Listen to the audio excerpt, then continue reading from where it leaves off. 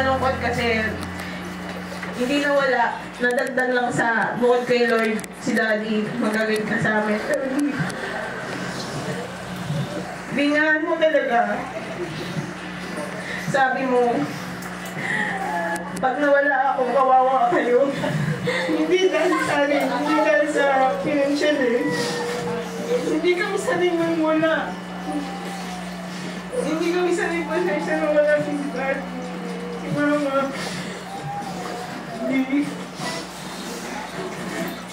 Hindi ko alam kung narinig ko ito pero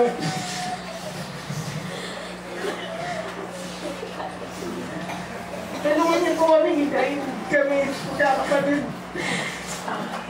Para sa'yo, tulungan mo kami kahit kung paano namin paalagaan si Mama.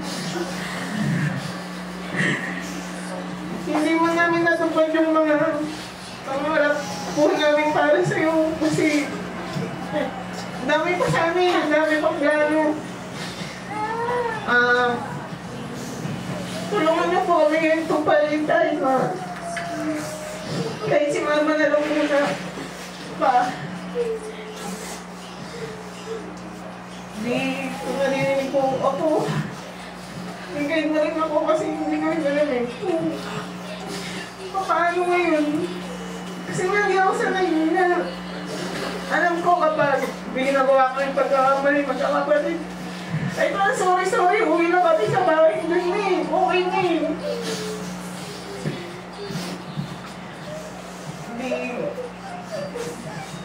Sorry din. Sabi magpasalamat daw pero gusto ko sorry kasi hindi namin alam mo ano ba yung nararamdaman talaga bago kami wala eh. Ay sa amin lang. Sorry kasi gusto yung kalaban namin nagpakasakali lang kami na baka mamaba pa na makasama ka namin sana pa kasi marami talagang plano eh. Magandang gabi po sa lahat ng pumunta. Sa mga tao po sa labas, tsaka kay tita, na mga kapatid ko.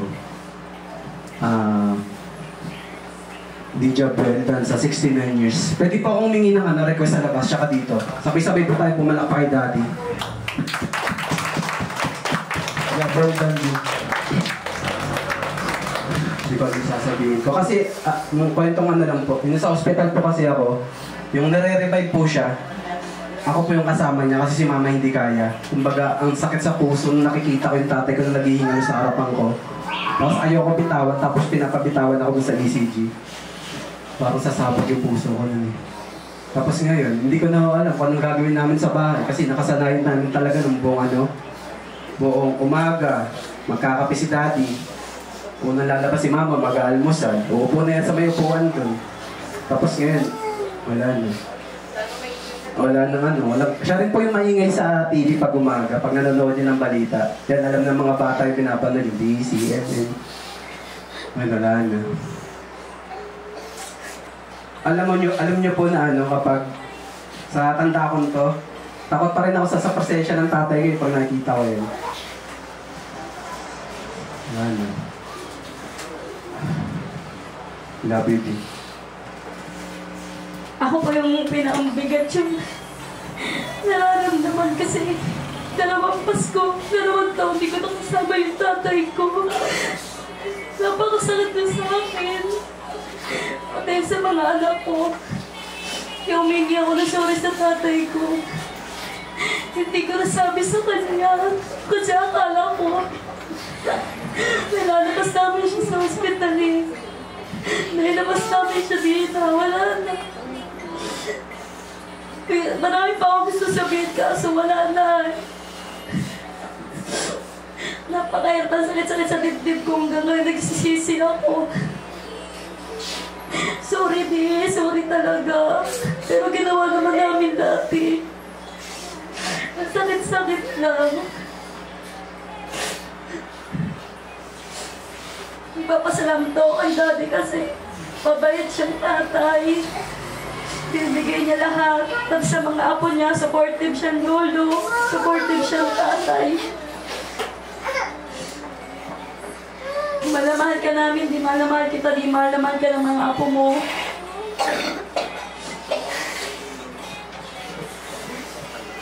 Kasi pinanilos kami. Yakap dito, halit doon. Lagi akong sinasama kahit saan. Kaso mayroong pangyayaring nakapagpatrauma sa akin. Yung muntikan siyang mamatay noon.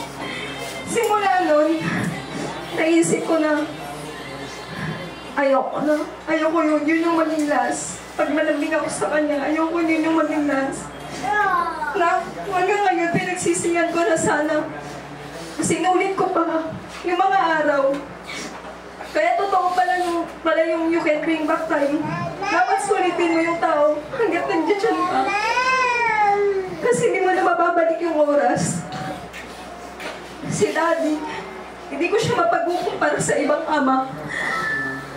Na kahit malaki na kami, kahit may sarili na kaming pamilya, never na kami pinabayaan.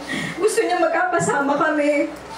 Masaya kami. Kahit maganda hirap-hirap kami, basta masaya kami. Kahit malayo ako, obligasyon niya kami.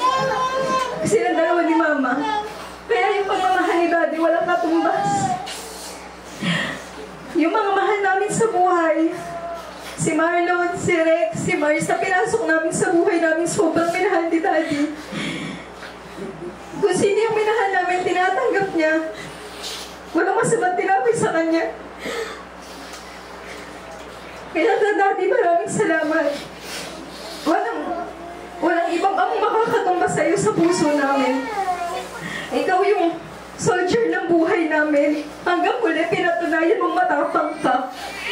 Lumaban ka. Sadyang hindi mo lang kinaya. Pero alam namin masaya ka kasi nandito kami magkakasama.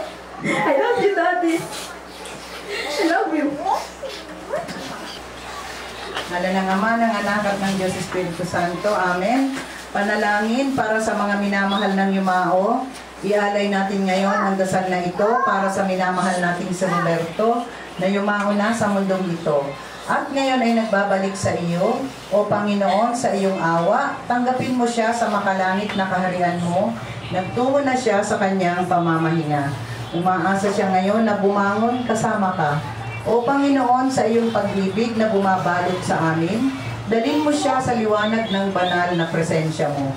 Buong kababaang loob na nananalangin kami, O Panginoon, para sa aming mananampalatayang yumao na si Roberto. Bigyan mo po nawa siya ng walang hanggang kapayapaan sa piling mo. Makamit nawa niya ang mapagmahal na pagpapatawad mo. Panginoon, pakinggan ang aming mga panalangin sa pagkabuhay ng iyong anak mula sa kamatayan. Pinagkalooban mo kami ng pananampalataya.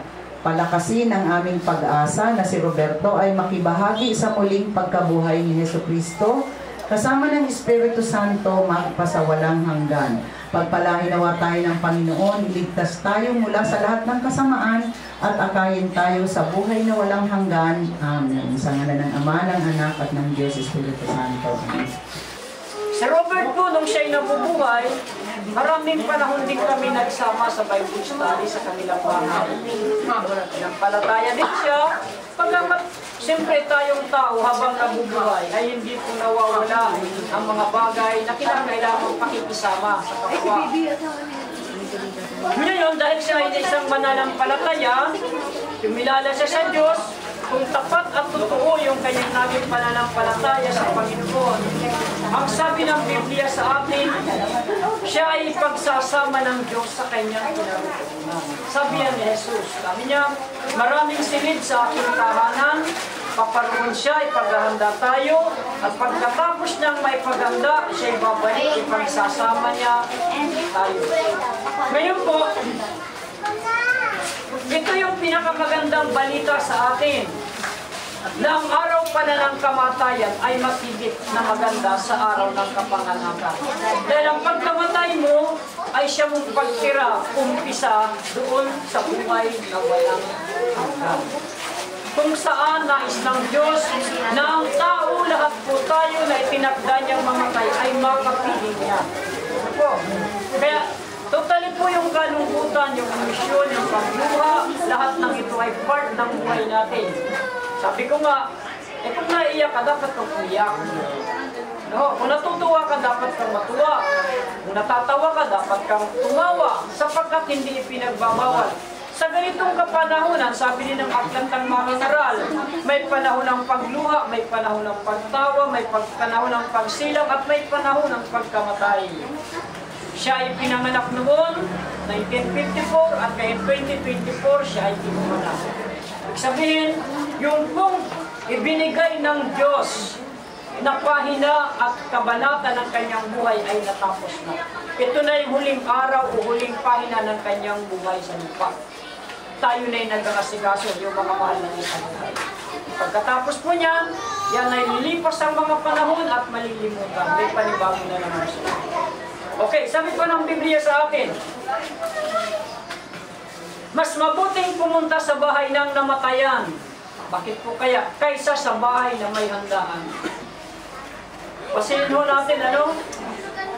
Pag tinignan natin sa isang isiping pang tao, para pang baliktad. Di ba masaya sa may birthday? Okay, may liwan ka, may balon, may mga paagaw. Sa kasalan lalo na. Pero bakit daw mas mabuting pumunta sa ganito? Ito po ang reason ng Biblia. Okay, sabi niya sa atin, pagkat dapat alalahanin ng buhay na siya man ay itinakdaring mamatay. Okay, halimbawa ako, pwede kong tanungin ang aking sarili, kailan kaya ako higa sa ganyang kahon? Yan, ano ho? Ang ibig kong sabihin ito ay pinapaalala sa akin na pag pumunta ka sa ganito, hindi lamang yung pakikiramay ang ibibigay mo dun sa may namatayan, kung hindi iisipin mo rin pala na ako ay itinakdaring mamatay. O, yun po yung katotohanan sa ating lahat. Hindi po natin mapasusubalian ito. Kaya yung aral ng Biblia, sinasabi na sa atin ng Diyos. Ang sabi ng Biblia, ang buhay ng tao ay 70 hanggang 80 na taon na lamang. Hindi na po lalampas. Kung lumampas man ay may bonus lang. Nalampas ang 2 taon, 1 taon, 3, ano. Pero po mismo yung hangganang ibinigay ng Diyos, mahirap pong lampasan ang tao. O kaya mismo na ang Diyos ang nagsabi nun eh. Sabi niya, ang buhay daw sa lupa ay puno ng kapis at hirap. Hanggang 70, at kung malakas ang iyong pangangatawan, aabot ka ng 80. Okay po, siya ay dumating lang sa 69 years old ba? 69, hindi niya tapos yung 70. Dahil bunga ng karamdaman. Ano po?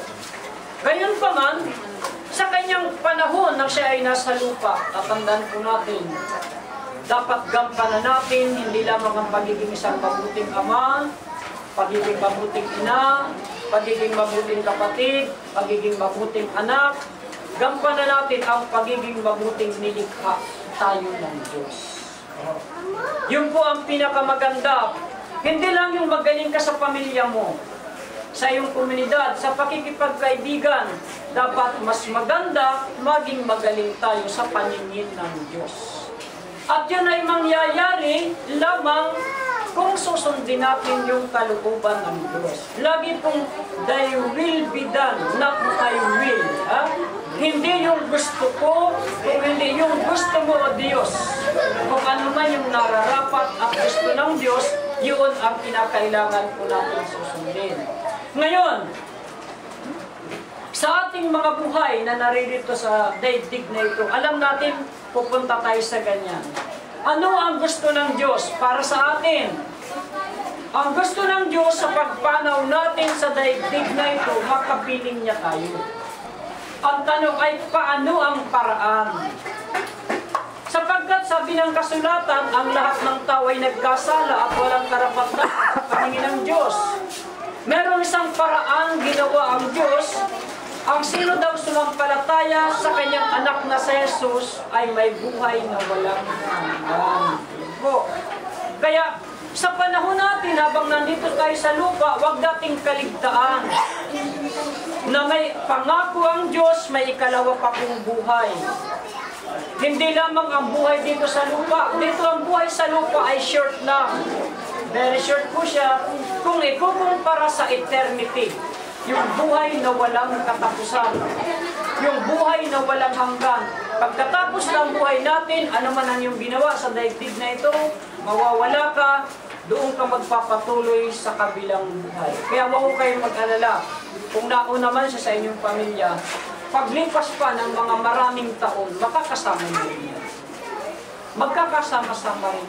Ang isang paraan lang para makasama natin ang ating mga mahal sa buhay na nauna, ay sundin natin yung gusto ng Diyos. Sumampalataya din tayo. Si Robert, sumampalataya. Ngayon, binawian na ng hiram na buhay. Darating ang panahon, ganon din tayo. Ngayon, pagdating sa kabilang buhay, makakasama din natin sa kaya nga lamang, halimbawa, yung kanyang may bahay ngayon, ay hindi na po sila mag-asawa doon.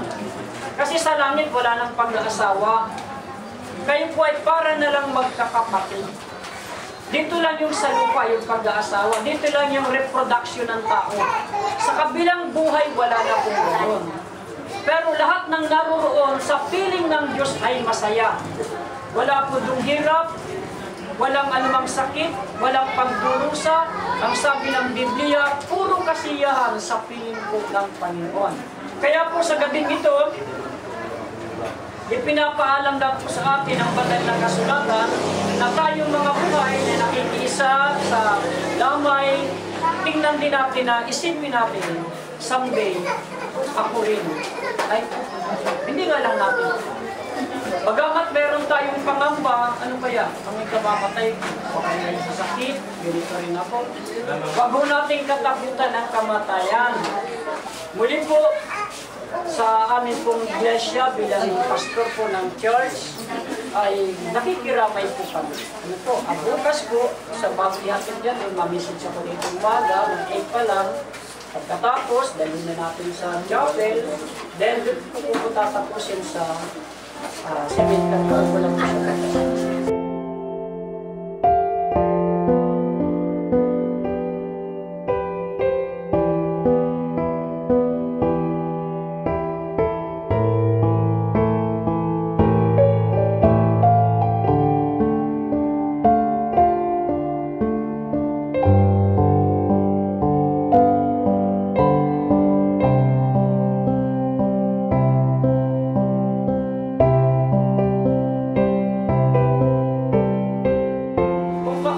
Sinilang at nabubuhay, ganon din naman Panginoon, darating ang araw ang aming pagpanaw, at darating din ang araw na kami haharap sa iyong banal na hukuman.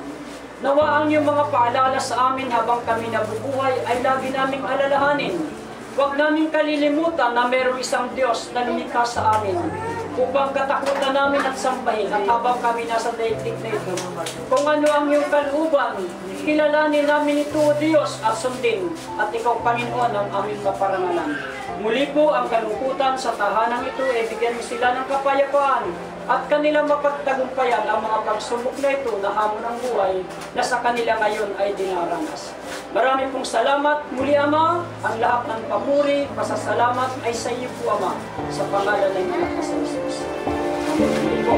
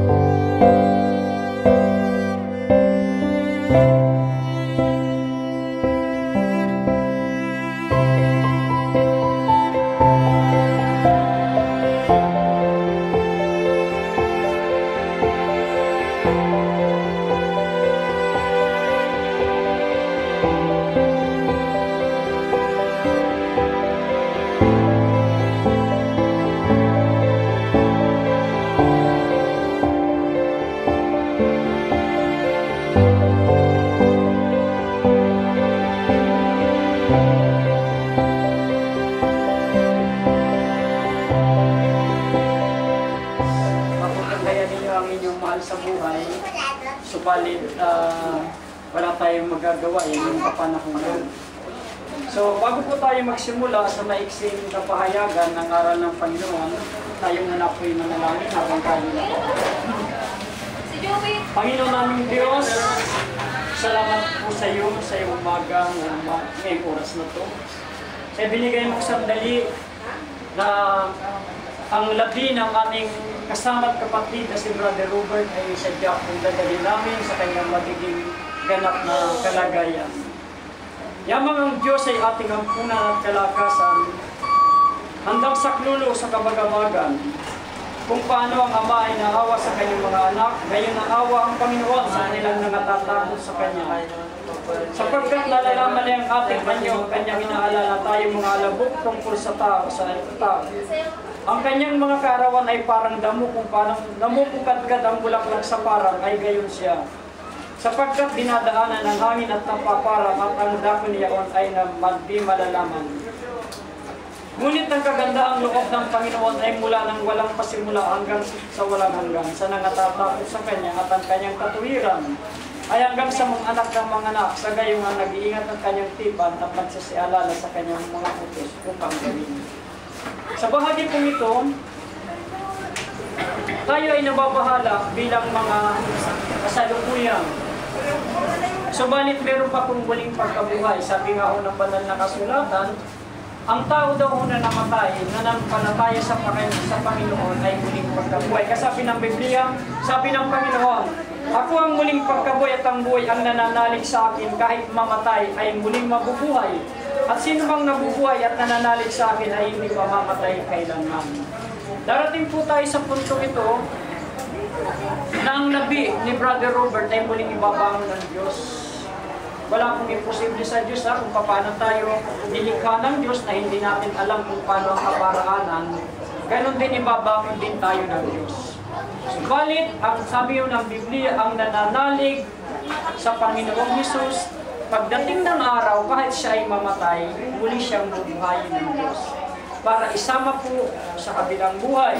At bilang panghuli, sabi po ng Biblia, sabi po ng kasulatan, darating daw ang araw pagkatapos malupig ni Kristo ang lahat ng kaharian, pamahalaan at kapangyarihan at ibibigay niya sa Diyos at Ama ang paghahari. Sapagkat si Kristo'y dapat magkakagal sa malupig niya ang lubusang mapasupang kanyang mga kaaway. Okay po.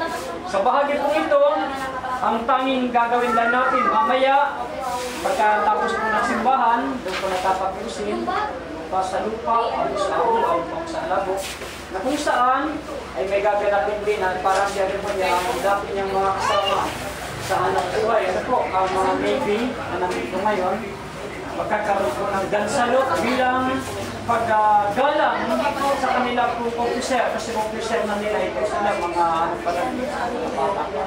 Eh po, muli po, tayo ay tumayo na at mag-asin. Panginoong Diyos Ama, patuloy mo pong bigyan ng kapanatagan ang puso ng lahat, lalo na po si Sister Norma, na siya po Panginoong kabiyak ng namamayapa ngayon. Pero din sa kanyang mga anak, ang pagdadalamhati ay hindi po maibsan ang kanilang pagluha. Subalit, sabi mo nga po Panginoon, meron pang isang buhay na inihanda ka para sa aming lahat. Kaya po ang tanging naming dalangin, nawa dumating ang panahon yun, muli magkasama-sama ang lahat ayon sa iyong kalooban. Mangyari ang lahat ng ito, Ama, at pasasalamat papuri sa iyo sa pangalan ng anak na si Jesus. Amen. Muli po, isang mabiyaya po.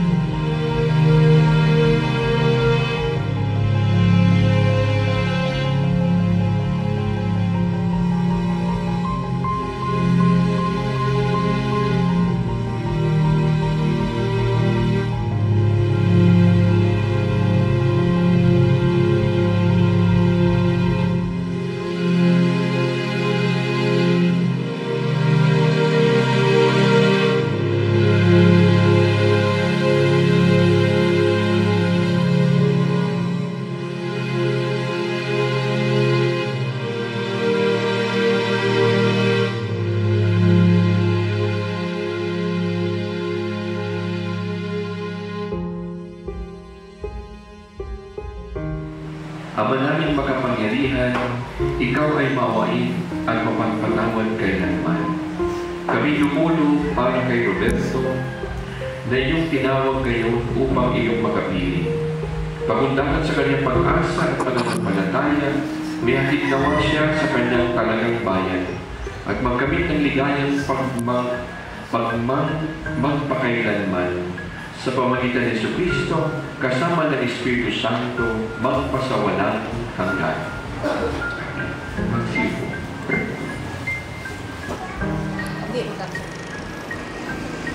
At sa patuloy maiukit itong mga salita ko upang sa habang panahon mabasa ng mga tao. Alam kong di natutulog ang aking tagapagligtas na sa akin magtatagol pagdating noong wakas. Pagkatapos na maluray itong aking buong balat, ang Diyos ko'y namamalas kahit naman ay maagnas.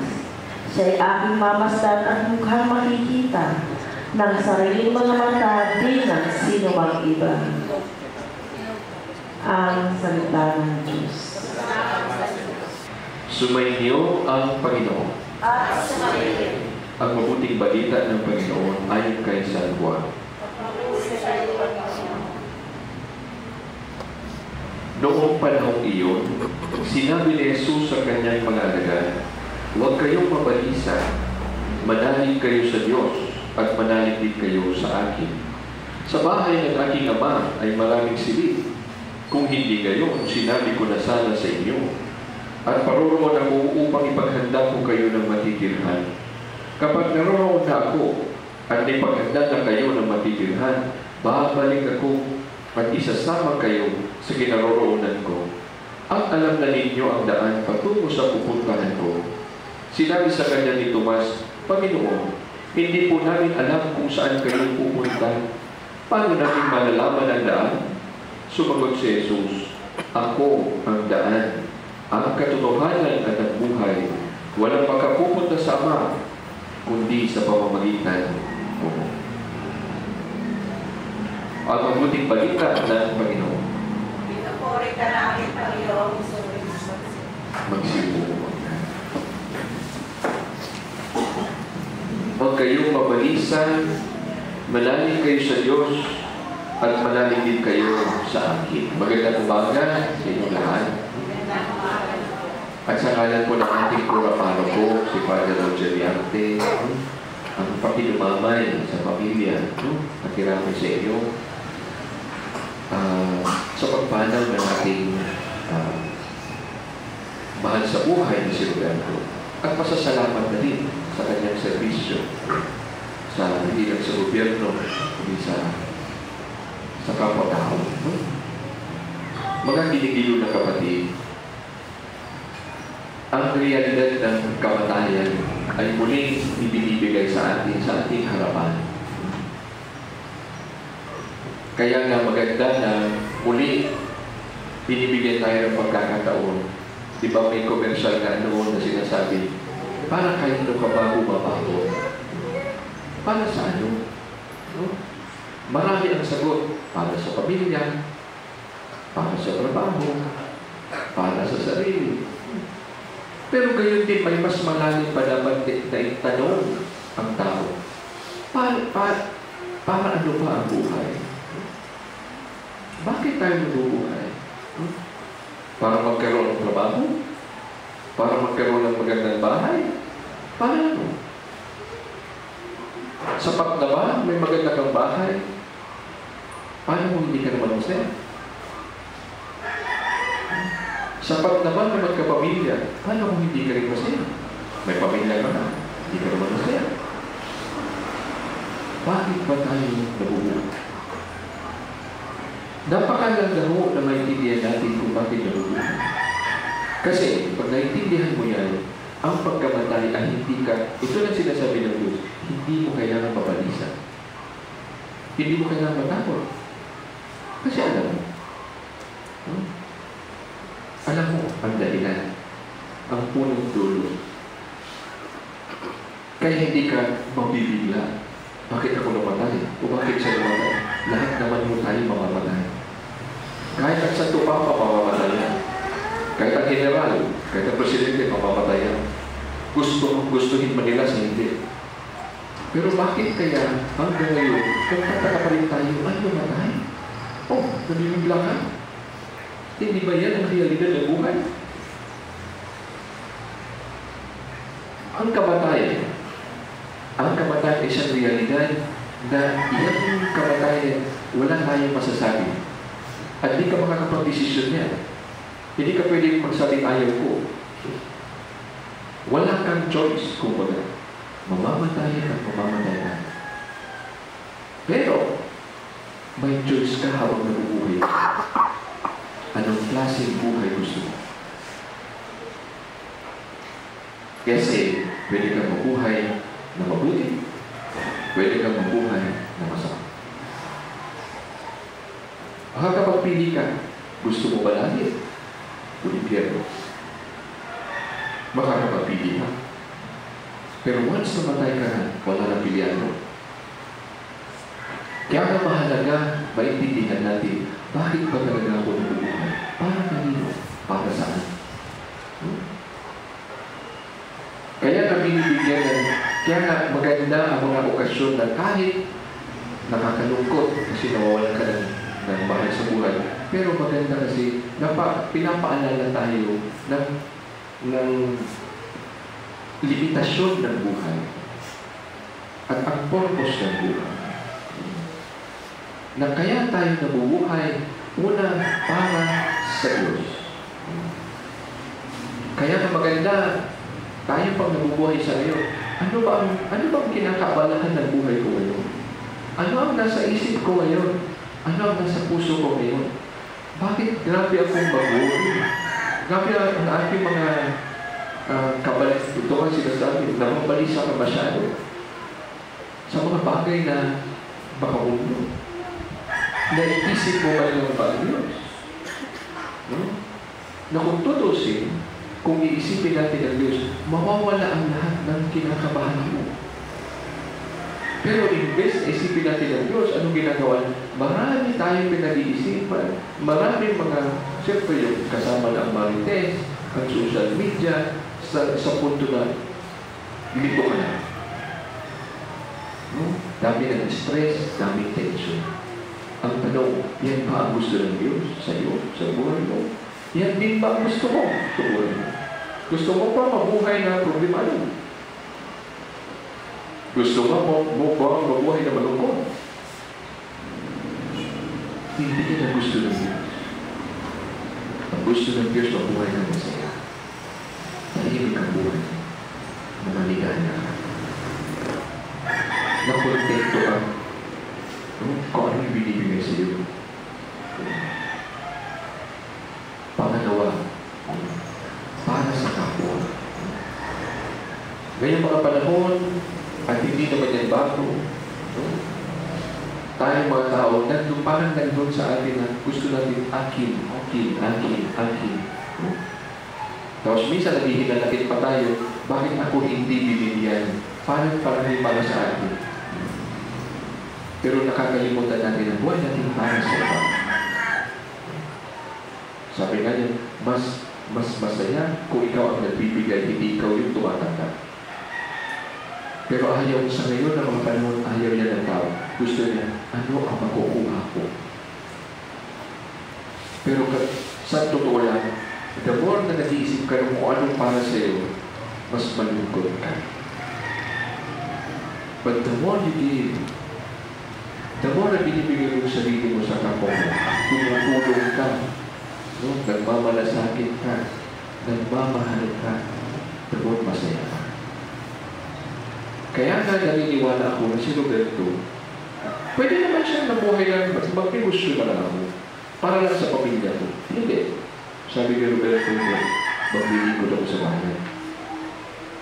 Iisipin ko ang kapwa ko, ang ibang tao, hindi lang ako. Pwede naman ako magpayang ng sarili ko eh. Pero hindi. Maglilingkod ako kahit na kung tutusin. Siyempre, pag sundalo ka, ang kalahati ng paa mo, nasa hukay. Pero bakit ginusto pa? See? Para sa kapwa. Hindi para sa sarili. At kung tutusin, yan din ang ginawa ng ating Panginoon. Kaya nga siya halimbawa. Kaya nga sinasabi dito, ako ang daan. Ako ang katotohanan. Ako ang buhay. Hindi mo alam kung paano mabuhay. Sabi ni Jesus, ako. Sundin mo mo. Kung di ba kahit siya, binigay niya ang buhay niya para sa atin. Kaya mga binibilo na kapatid, totoo ang okasyon na ito ay hati. Ibig sabihin, oo, may kalungkutan. Kasi nga, ang ating mahal sa buhay muna pumaraw. Pero alam din naman natin na kung ang buhay ni Roberto ay pawang ipinamimigay niya sa Diyos, sa bayan at sa kanyang pamilya, then di tayo dapat, huwag tayo dapat mabalisa. Bagkus dapat tayo matuwa. Kasi alam natin, kung yan ang ginawa niya, na yan di naman ang ginawa ng ating Panginoon, sigurado tayo na hindi siya papabayaan ng Diyos. Sigurado tayo, mas nais siya. Kahit tayo malungkot, kasi tayo nawala. Pero alam naman natin, ang mga mahal natin sa buhay hindi nawawala. Palagi yan siya. Hindi mawawala. Pwede ang katawan ako, pero the memory, the heart, hindi nakakalimot. Kaya na, of course, di ba? Yung first love yun, bakit hindi makalimutan? Nandiyan na. Hindi na mawawala. So, ang mahal sa buhay, hindi nawawala. Nandiyan yan. Kaya, huwag kayo mabalisa. Ang tatay mo, ang asawa mo, ang kaibigan mo, buhay yan. Hindi na maumatay. At pangalawa, kailangan din, ito rin ang pagkakataon na hindi lang naman ito para sa kanya. Ito rin ay para sa atin. Para magnilay-nilay din tayo. Siya tapos na ang buhay niya. At kung tutusin parang estudyante, parang nag-excel siya. First honor, second honor. Gusto rin natin makapasa. Pagdating ng panahon, gusto rin natin yan. Na sana, matuwa din ang Diyos sa atin. Kaya ito rin pagkakataon na habang buhay pa tayo rin mag-isip, ano din kaya ang buhay ko ngayon? Binibigay ko din ba sa Diyos? Binibigay ko din sa kapwa? Masaya kaya ako sa mga ginagawa ko? Nakakapasaya din ba ako sa ating kapwa? O baka ako ang nagiging sanhi ng ating kapwa ay malungkot at galing? Kaya mga binibigay na kapatid, alalahanin natin. Totoo, kailangan natin may bahay. Totoo, kailangan natin may pera. Totoo, kailangan natin may pagkain. Kailangan natin magtrabaho. Totoo yan. Kailangan natin yan. Kailangan natin mag-aral. Pero, huwag natin kalimutan. Kailangan din natin maging mabuti. Kailangan din tayo gumawa ng kabutihan. Kailangan din masaya tayo. Kailangan din na hindi tayo sumasakit ng ating kapwa. Bagkus, sana ay gayahin natin si Roberto. At lalong-lalo na siyempre ang Diyos na hindi na iniisip ang sarili, kundi binigay ang buhay para sa kapwa, para sa bayan, at lalong-lalo na para sa Diyos.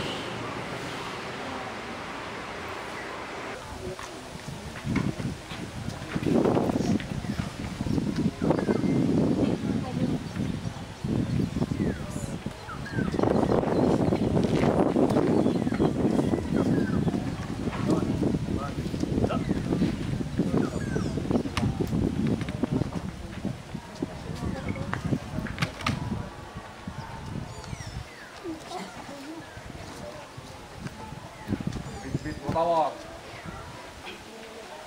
Ha! Bugay kamay. Ha!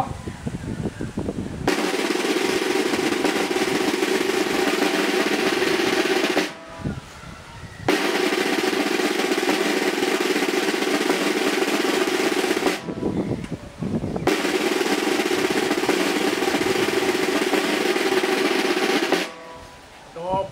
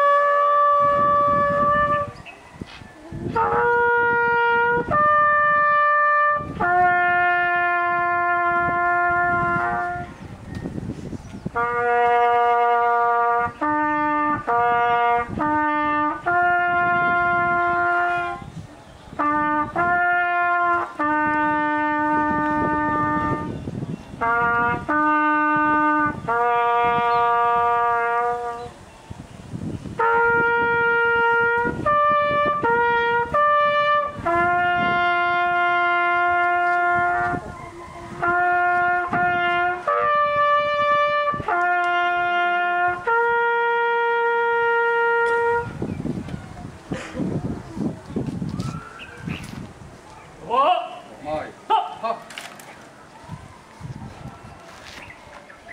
Iklop patawag. Ha!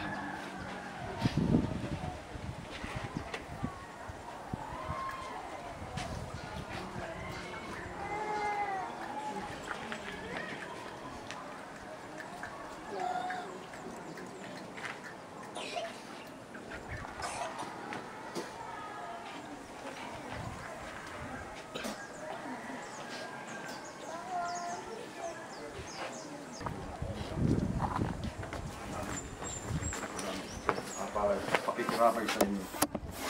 Tanggapin niyo po ang watawat na ito bilang tanda ng kanyang kabayanihan, katapangan at katapatan sa kanyang paglingkod sa bayan.